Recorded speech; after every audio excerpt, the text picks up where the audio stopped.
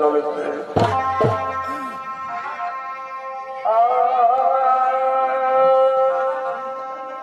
তুমি মাগো দশ ভজা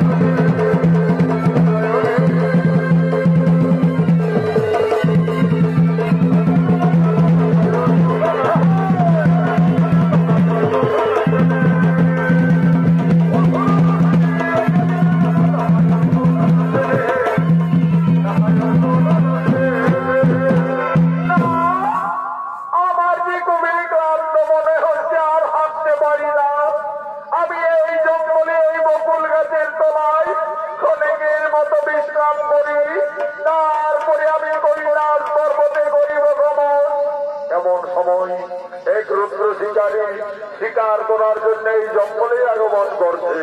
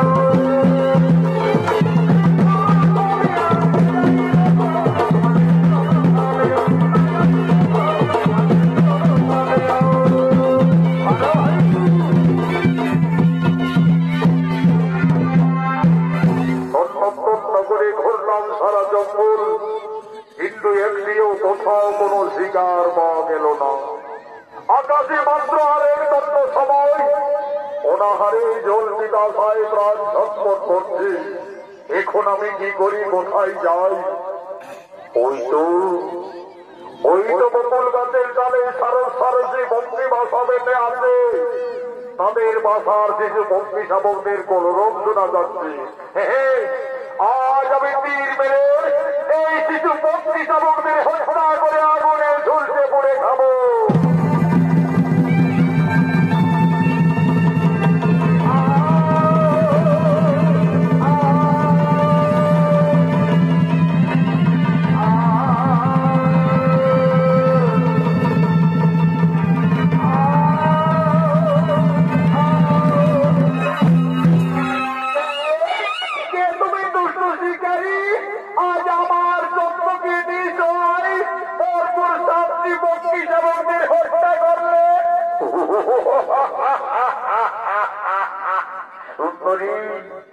দেখে যেন মনে হচ্ছে পূর্ণিমার রাত। আজ আমি জঙ্গলে ঘুরে ঘুরে কোথাও কোনো শিকার পাইনি, তাই আজ এই শিশু পক্ষী শাবকদের আমি হত্যা করেছি। ওরে দুষ্ট শিকারী, এইভাবে একটি নয় দুটি নয়, পরপর 7টি পক্ষী শাবকদের ও কারণে হত্যা করলে এটি বুঝি তোমার পাপ হলো না? পাপ সুন্দরী নারী, পাপ পুণ্য আমি জানি না, পাপ পুণ্য আমি বুঝি না। ওরে দুষ্ট শিকারী, আমায় অবজ্ঞা করে তুই জিততে পারলি না। সন্তান হারা কত জ্বালা, কত বেদনা। আমি তোমাকে অভিশাপ দিচ্ছি, কলি যুগে তো একদিন হবি 7 পুত্র হারা। এই ধরে আমি দিলাম অভিশাপ।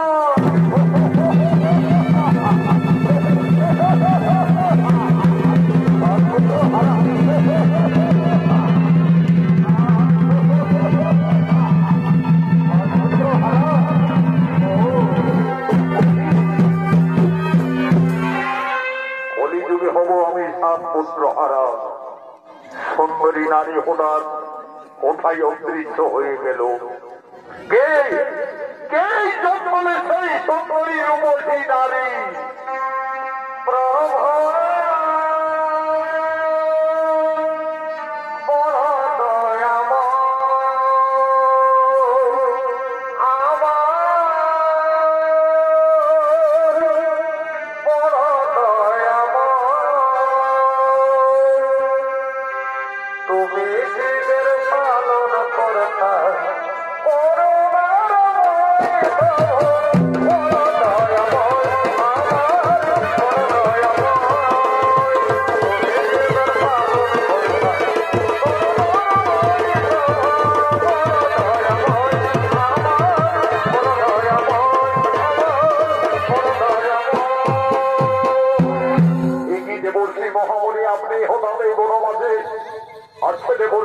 আপনি কি বলতে পারবেন কিছুক্ষণ আগে এক সুন্দরী নারী আমায় অভিশাপ দিল, পক্ষী শাবকদের হত্যা করার কারণে আমায় হতে হবে কলিযুগে 7 পুত্র হারা। কে সেই সুন্দরী নারী আমার অদৃশ্য হয়ে গেল? নারায়ণ নারায়ণ, এই শিকারী, যে নারী তোমায় অভিশাপ দিল সেই হল দেবী দুর্গা। দেবী দুর্গা, দেবী দুর্গা মাতা আমায় অভিশাপ দিয়ে গেল, অথচ আমার পাপ নয় আমি তাকে জিততে পারলাম না। যার জন্য দেব দেবী মানবী যুগ যুগ তপস্যা করে দর্শন পাই না, সেই মমতাময়ী দেবী দুর্গা চেষ্টায় আমার ওই জঙ্গলে দেখা দিয়েছিল, অথচ আমার পাপ নয় আমি তাকে জিততে পারলাম না। এই যে দেবী দুর্গার অভিশাপ, কলিযুগে আমায় হতে হবে 7 পুত্র হারা।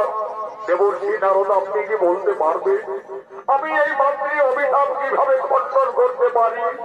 নারায়ণ নারায়ণ, এই শিকারী, দেবী দেবতাদের অভিশাপ না হবে খণ্ডন, কলিযুগে তোমার 7 সন্তান হারা হতেই হবে।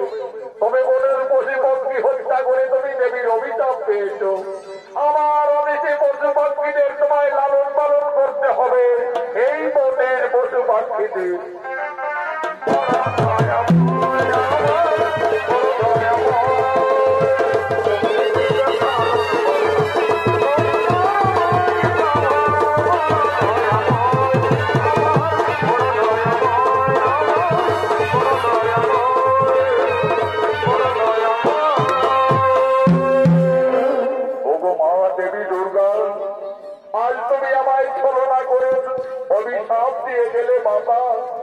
তোমার অভিশাপে আমি যদি কলিযুগে 7 পুত্র হারা হইব, তবে আমি অন্যদিকে করে যাচ্ছি মাতা।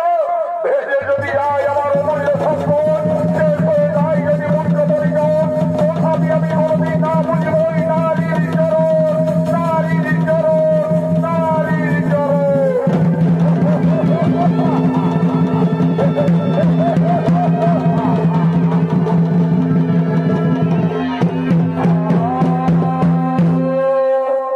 এদিকে স্বর্গে শুরু হয়ে গেছে বসন্ত উৎসব। বসন্ত উৎসবে দেব সবাই আগমন করছেন বিশ্বপিতা ব্রহ্মা, আগমন করছেন নারায়ণ, আগমন করছেন দেবাদিদেব মহাদেব।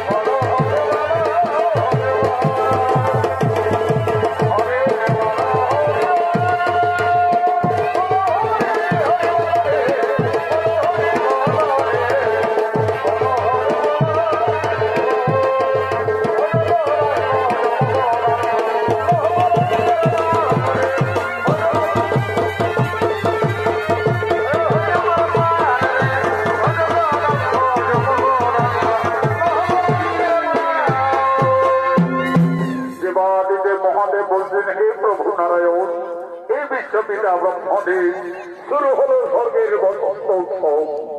এই বসন্ত উৎসবে দেব সবাই দেবতাদের মনে আনন্দ দেওয়ার জন্য, নৃত্য গীত করার জন্য আমি স্থির করেছি অপ্সরা উষা এবং অনিরুদ্ধকে। কোথায় কোথায় অপ্সরা উষা অনিরুদ্ধ?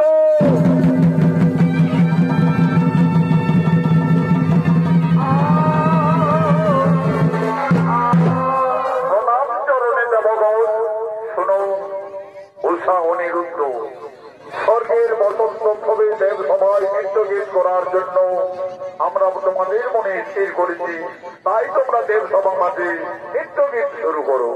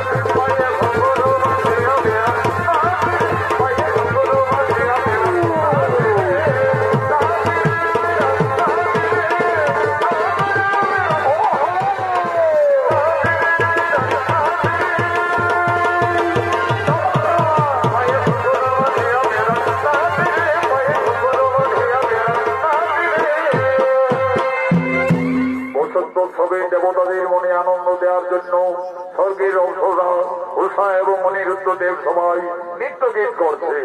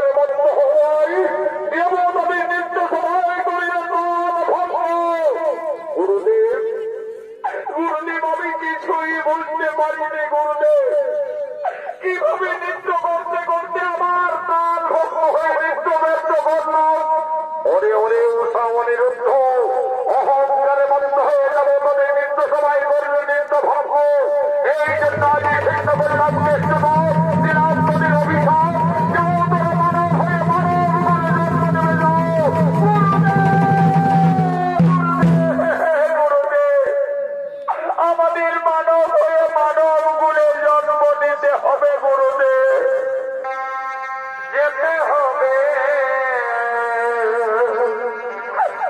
মর্ত করে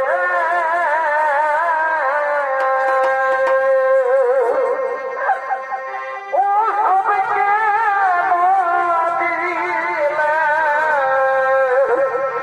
মরে ও সবকে দিলে মরে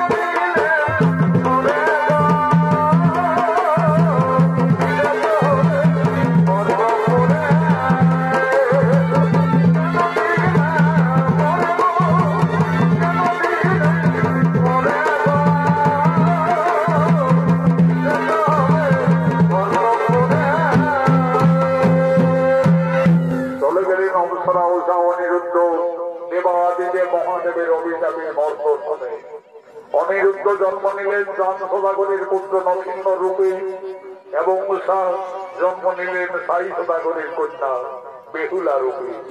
এদিকে দেবী দুর্গার অভিশাপে স্বর্গের রুদ্র শিকারী আজ চাঁদ সদাগর রূপে কলিযুগে আগমন করেছে। চম্পকনগরীর মহারাজ চাঁদ সদাগর সমস্ত সেনাপতিদের সঙ্গে নিয়ে রাজসভার দিকে আগমন করছে।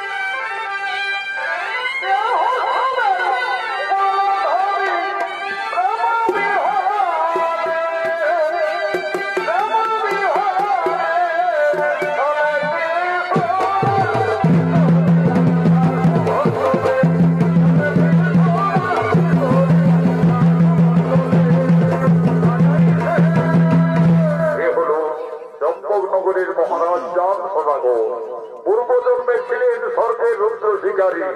মা দুর্গার তত্ত্বকে সামনে পক্ষী শাবকদের হত্যা করার কারণে দেবীর অভিশাপে কলিযুগে চাঁদ সদাগর রূপে আগমন করেছে।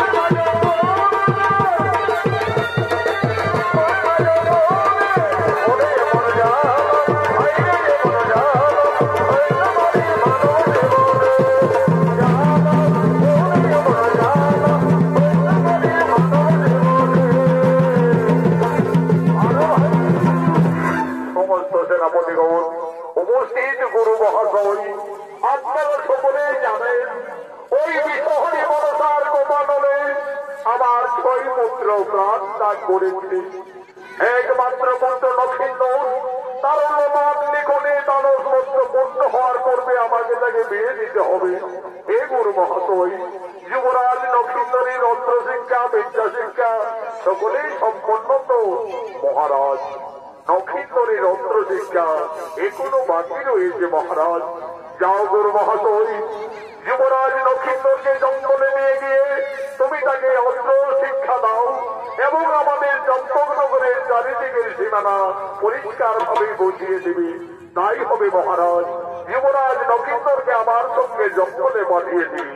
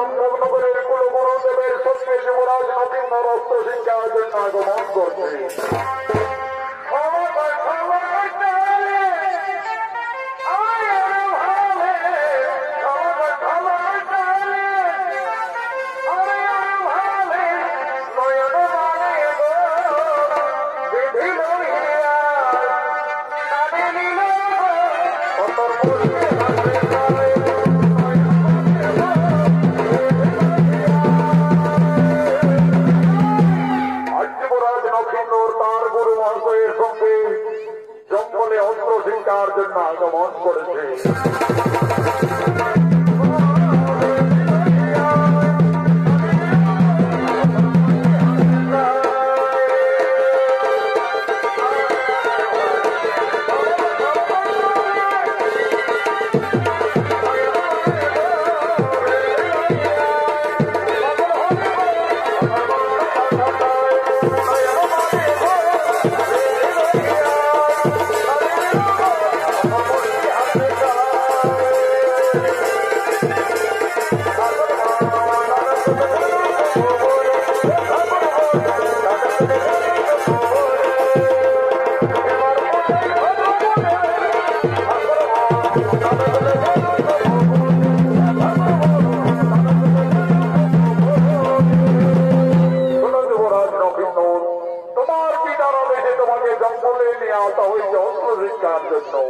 নক্ষিন্দর, তুমি দরবারে ধরো, আমার সঙ্গে এই জঙ্গলে অস্ত্র চালনা করো।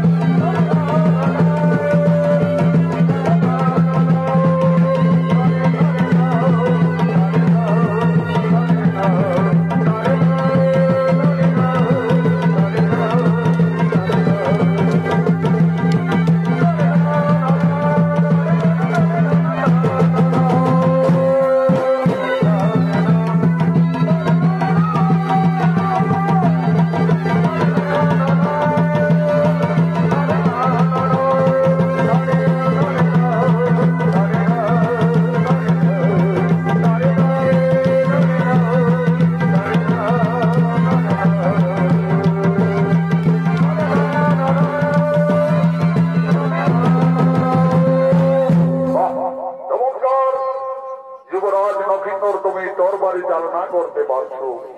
এরপরে নক্ষিন্দর, তুমি তোমার তরবারি রেখে তুমি ওই ধনুর্বাণ ধরো। আর ওই দেখো নক্ষিন্দর, এই জঙ্গলের বড় বৃক্ষের একটি ডালে সারি সারি কয়েকটি পক্ষী বসে রয়েছে। দেখো নক্ষিন্দর, তুমি তীর মেরে ঠিক মাঝের পাখিটি বিনাশ করো।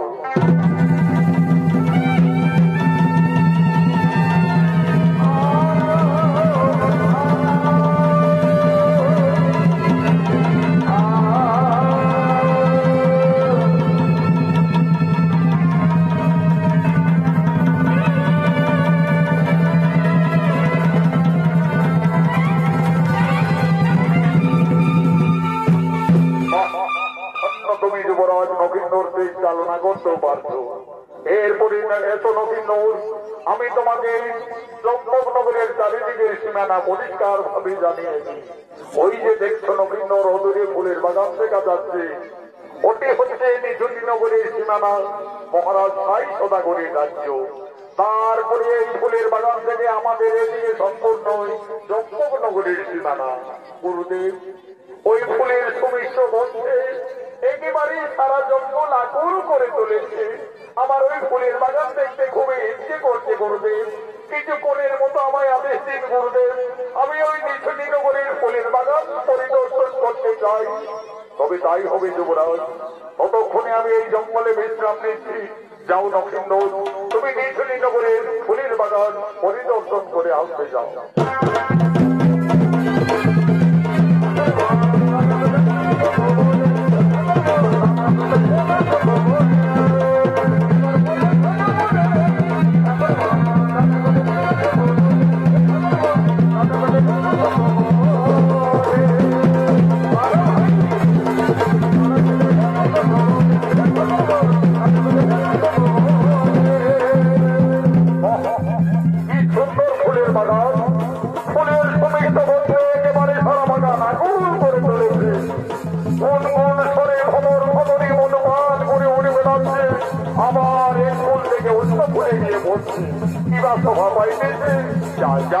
আমি ফুলের বাগানে আর একটু এগিয়ে দেখি, আর একটু এগিয়ে যাই।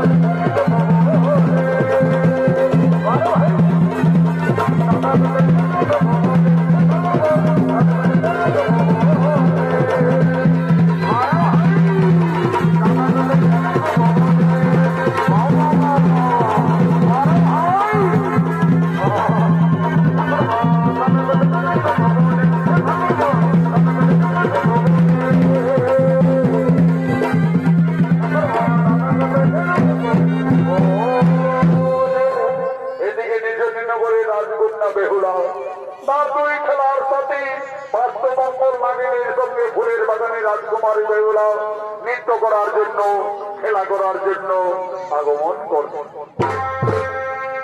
বেহুলা খেলা করে মনের কৌতূহলে, খেলার সাথী বাস্তব নাচে ফোনা তোলে। বেহুলা খেলা করে মনের কৌতূহলে, খেলার সাথী বাস্তব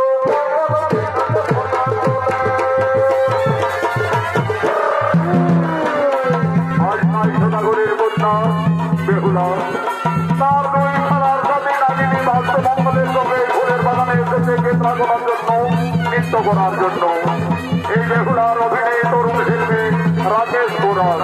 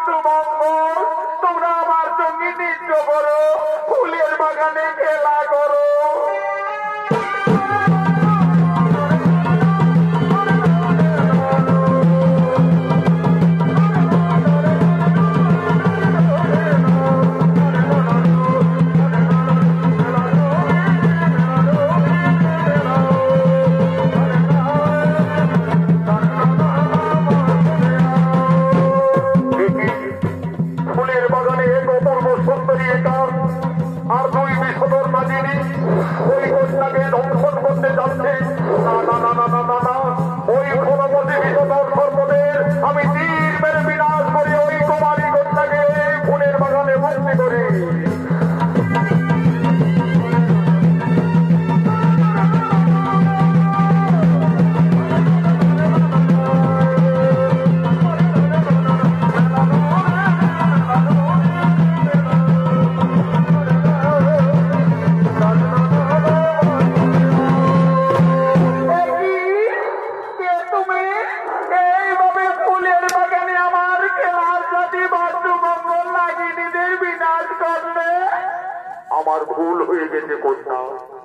আমি ভেবেছিলাম ওই বিষধর নাগিনী তোমাকে দংশন করতে চলেছে, তাই আমি যে তীর মেরে বিনাশ, কিন্তু ওই কন্যাকে ফুলের বাগানে দর্শন করা মাত্র আমার যেন কেমন মনে হচ্ছে সে যেন আমার কতদিনের পরিচয়, জন্ম জন্মান্তরের সাথী।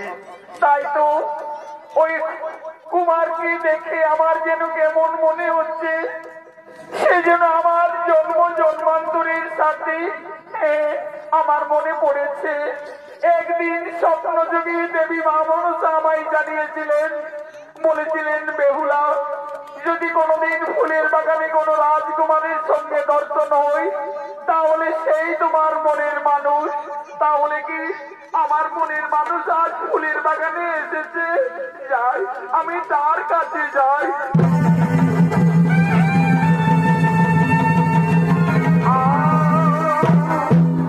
কি করলে কন্যা? একজন সর্বহত্যাকারী অপরাধীর গোলায় এইভাবে ফুলের বাগানে বড় মাল্য পরিয়ে দিলে? কুমার, তুমি যে আমার জীবন, তুমি আমার আপন। স্বয়ং দেবী মা মনসা আমায় জানিয়েছেন, বলেছিলেন বেহুলা যদি কোনোদিন ফুলের বাগানে কোনো রাজকুমারীর সঙ্গে দর্শন হয় সেই তোমার মনের মানুষ। তাই আমি তোমার গলায় ফুলের মালা পরিয়ে দিলাম। কুমার, কুমার তোমার পরিচয়? চম্পক নগরীর রাজা চাঁদ সদাগরের পুত্র আমি নকেন্দর। কিন্তু কন্যা তোমার পরিচয়? আমি নিচুনি নগরীর রাজকন্যা পিতামর সাই সদাগর। আমার নাম বেহুলা। বেহুলা, প্রথম দর্শনে তুমি আমার ফুলের বাগানে তুমি আমার মনোপ্রাণ করেছ হরণ। তুমি যেন আমার জন্ম জন্মান্তরের সাথী, কতদিনের পরিচয়।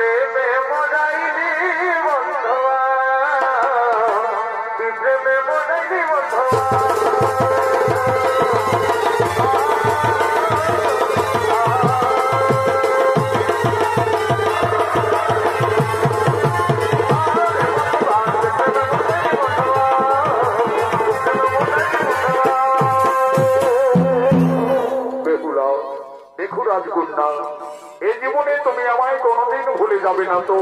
না কুমার, আমি তোমায় কথা দিলাম এই জীবনে তুমি শুধু আমার বন্ধু, তুমি শুধু আমার।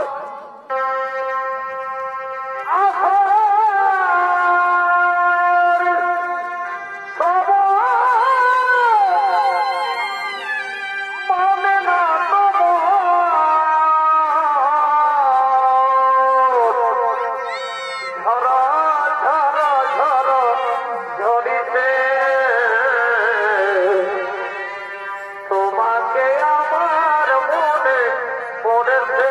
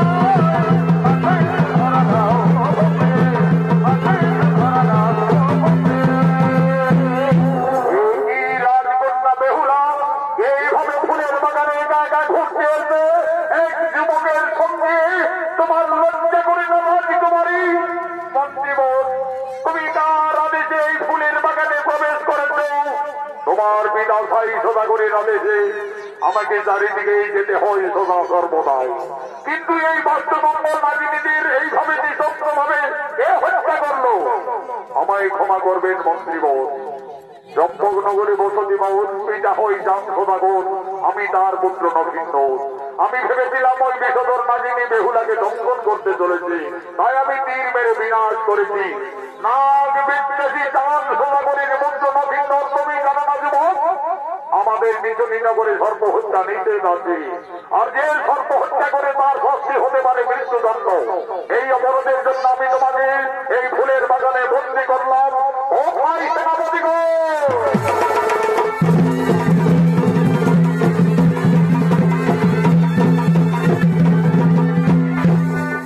আদেশ করুন মন্ত্রীবর, এই তোমরা এই যুবককে বন্দী করে নিয়ে চলো রাজসভায়। বেহুলা, এখনো পর্যন্ত তুমি ওই যুবকের হাত ধরে রয়েছ, এসো দেখাচ্ছি তোমার মজা, এসো তুমি রাজপ্রাসাদে।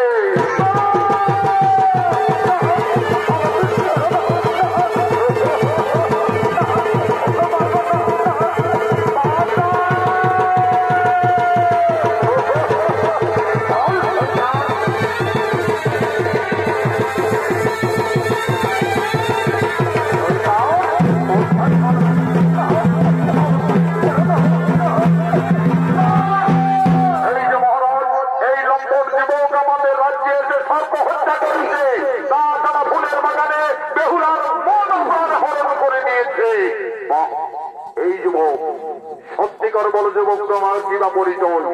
কোন সাহসে তুমি আমার রাজ্যে গোপনে এসে সর্প হত্যা করেছ? মহারাজ, জম্মনগরে বসতি হয় পিতা বল চাঁদ সদাগর, আমি তার পুত্র নক্ষিন্দ। নাগ বিদ্বেষী চাঁদ সদাগরের পুত্র তুমি নক্ষিন্দ, তোমার এত সাহস, তুমি আমার রাজ্যে এসে সর্প হত্যা করেছে। তুমি জানো না যুবক, আমার রাজ্যে এই নিচুনি নগরে সর্প হত্যা সম্পূর্ণভাবে নিষেধ রয়েছে। যদি কেউ সর্প হত্যা করে তার শাস্তি প্রাণদণ্ড হতে পারে। ওরে সেনাপতিগণ, যাও তোমরা জলহাটকে ডেকে নিয়ে আসবে, যাও।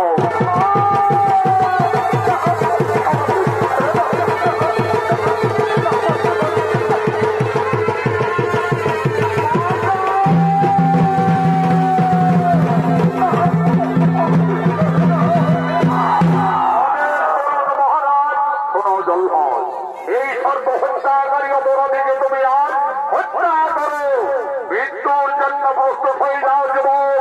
এখন তোমার মৃত্যু আমার হাতে অনিবার্য।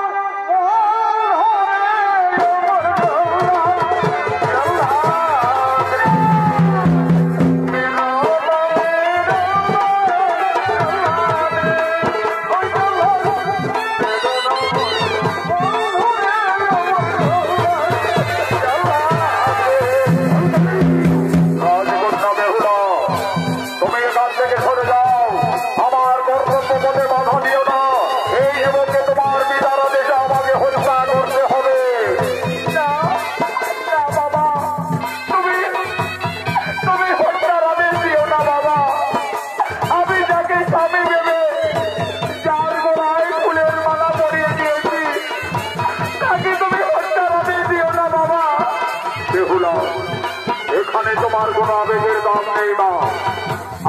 আমি নগরের রাজা, আমার আইনে আমার বিচারে সে একজন অপরাধী, তার শাস্তি প্রাণদণ্ড। না না বাবা, নবীনকে হত্যা করার আগে তুমি আমায় হত্যা করার আগে তারপরে তুমি নবীনকে হত্যা করবে।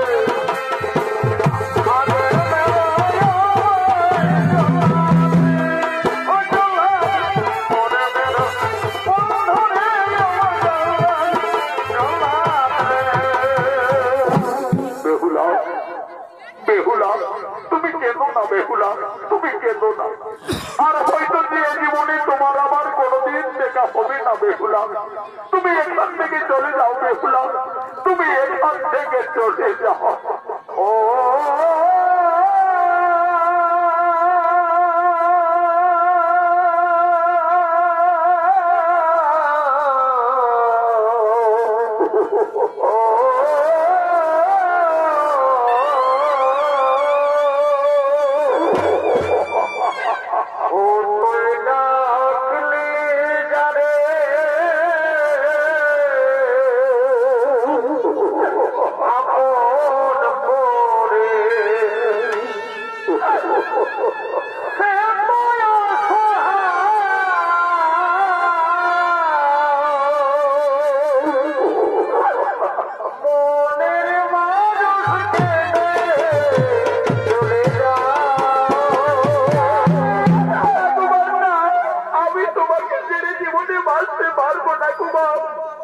তোমাকে ছেড়ে আমি জীবনে বাঁচতে পারবো না।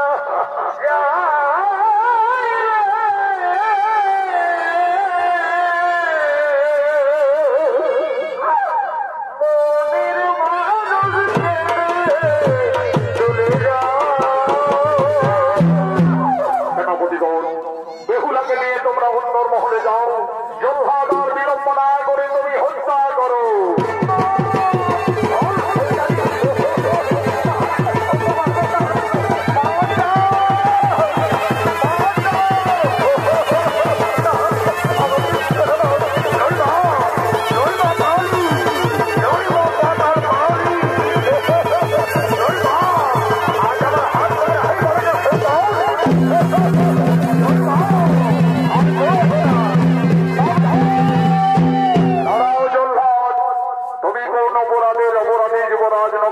হত্যা করতে চলেছ। আমি জানতাম জান সদাগর তুমি নাগ বিদ্বেষী, তুমি ঠিক ছুটে আসবে। কিন্তু নক্ষত্র যে অপরাধের অপরাধী, আমার আইনে আমার বিচারে আমি তাকে অতীত দণ্ডে দণ্ডিত দিয়েছি। এই যুবকের অবশ্যই হবে আজ প্রাণদণ্ড। আমি গুরু মহাশয়ের কাছে সমস্তই জেনেছি, তারপরে তোমার এই কারাগারে আমি ছুটে এসেছি। নকিন্দর বেহুলার প্রাণ রক্ষার জন্য ফুলের বাগানে দুই নাগিনীকে বিনাশ করেছে। সেই অপরাধে একজন মানবের হবে প্রাণদণ্ড। আমি দেবাদিদেব মহাদেব ভক্তচন্দ্র ধর ধরাত্মকরণ দেখি কার বহুদিগত শক্তি রয়েছে।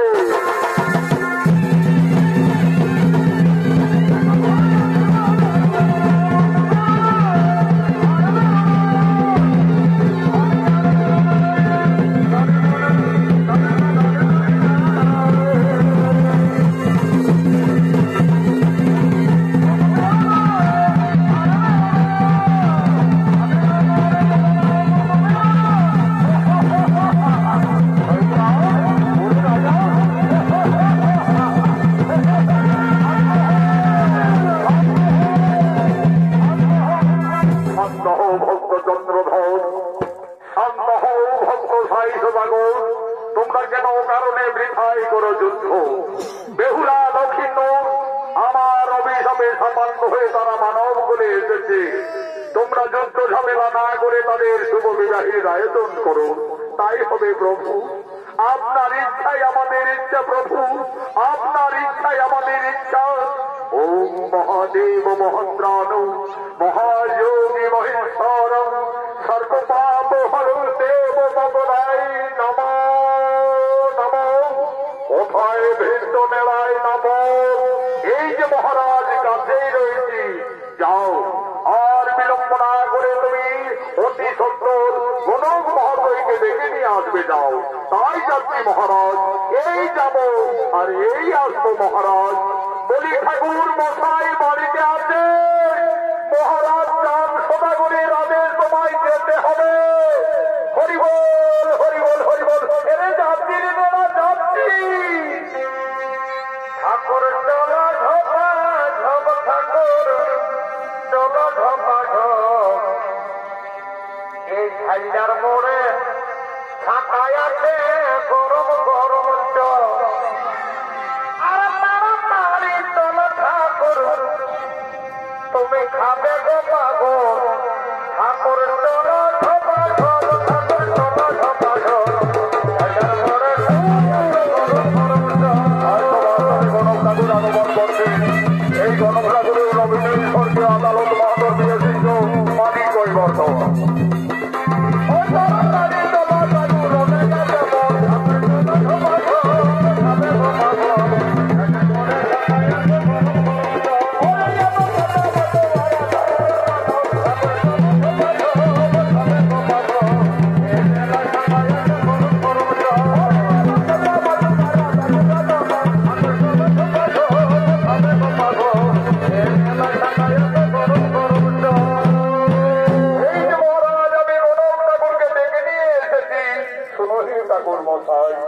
আমি আমার পুত্র বিবাহ দেব, তাই তোমাকে পাত্রী দেখার জন্য এবং তার রাশি মিলনের জন্য ডাকা হয়েছে। ঠিক আছে মহারাজ, আমি তো 1 নম্বর কালী ঘটক আছি।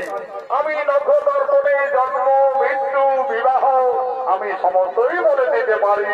ঠিক আছে মহারাজ, আগে তো আমি পাত্রী দেখবো, তারপরে তাদের রাশি গণনা। মিত্র সাই সদাগর, আপনার কন্যাকে সমাজতলে আসার অনুমতি দাও।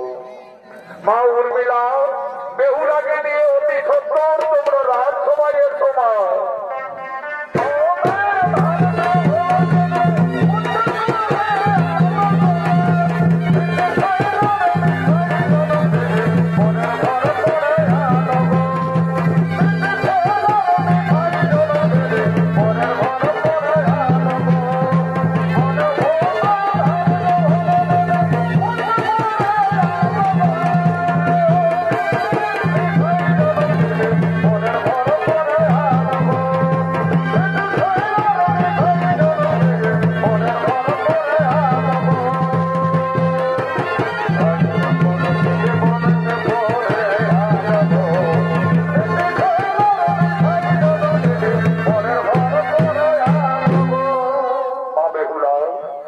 সকলেই আমাদের অতিথি মা, এদের সকলকে তুমি প্রণাম নিবেদন জানাও মাতা।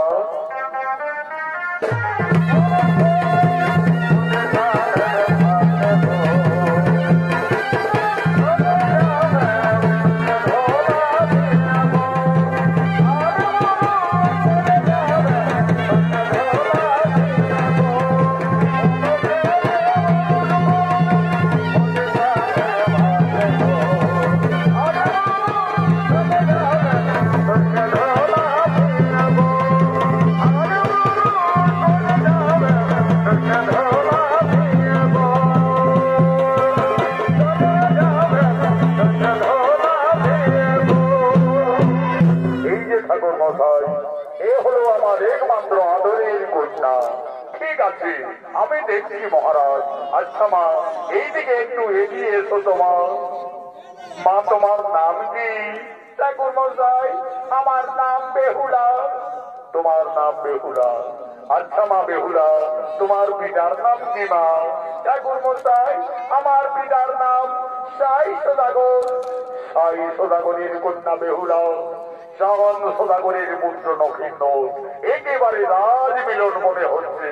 আচ্ছা মা বেহুলা, এই সবার মাঝে আমি তোমায় একটি প্রশ্ন করব। তুমি যদি দিতে পারো সঠিক উত্তর, তাহলে আমি জানবো তুমি সত্যি জুলুম না। আচ্ছা বেহুলা, বলো দেখি মা, বাদ্যের মধ্যে কোন বাদ্য শ্রেষ্ঠ হয়? অস্ত্রের মধ্যে বা কোন অস্ত্র শ্রেষ্ঠ মা? আর পক্ষীর মধ্যে কোন পক্ষী শ্রেষ্ঠ? ঠাকুর মশাই, আমি বেদ বেদান্তে গুরুমুখে যা জানি, বাদ্যে শ্রেষ্ঠ শঙ্খনাদ গো, ও শ্রেষ্ঠ